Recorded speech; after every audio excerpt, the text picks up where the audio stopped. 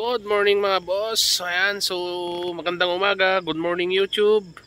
Ayan, so ngayon lang mga boss, sa halos mahigit isang buwan ay isang linggo.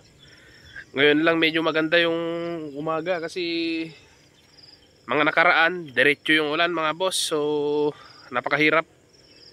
So tingnan natin yung mga alaga natin mga boss at pag-uusapan natin yung mga kailangan nating gawin pag ganitong diretso yung ulan mahigit isang linggo mga boss.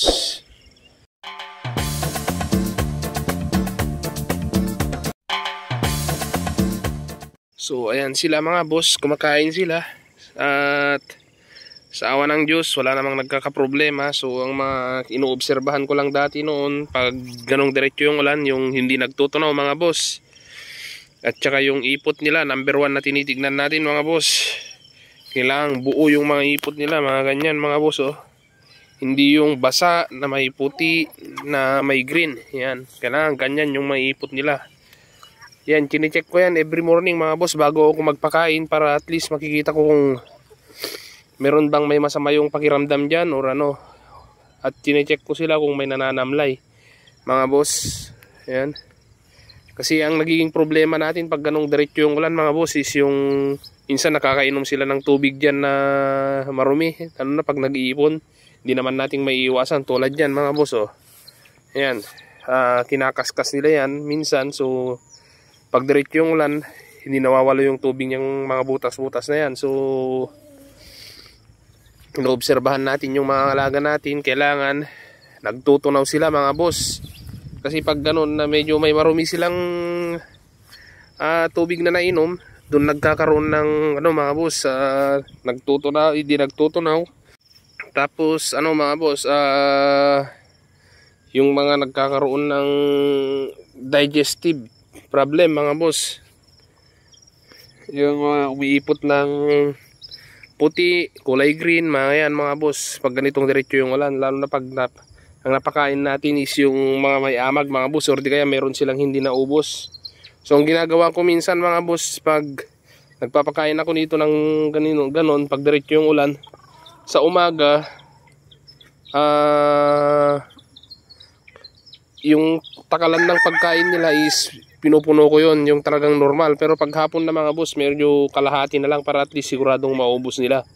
Kasi pag minsan pag hindi nila naubos, doon nila may natitira. Tapos pagdating ng umaga, doon natutukan nila mga boss yung mga hindi na ubos ka ng hapon, nasisira yun mga boss. So napapanis, doon nagkakaroon ng problema. Kasi diretso yung ulan, pag ganoon hindi sila makapag-concentrate na kumain mga boss. So ang ginagawa ko, ganun yung ginagawa ko para at least maubos nila lahat mga boss. Di baling pag ganitong umaga medyo sakto yung pagkain nila, yung puno na takalan, yung 45 grams at least, nandyan lang sila, makikita nila.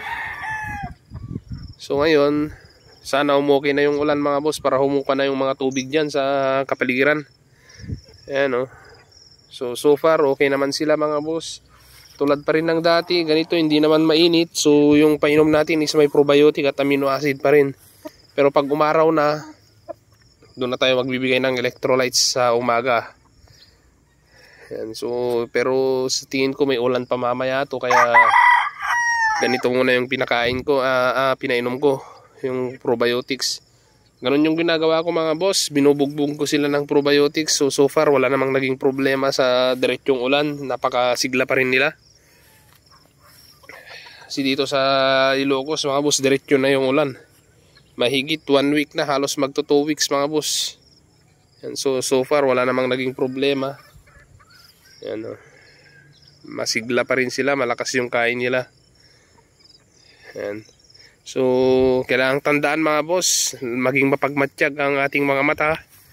Huwag nating kakaligtaang obserbahan sila every morning mga boss bago tayo magpakain, para at least makikita natin kung yung may problema, maagapan na natin agad. Kung merong hindi nagtunaw, syempre hindi na natin papakainin ng umaga. Pag ganun, check na natin, kailangan na nating bigyan ng Boltflex mga boss.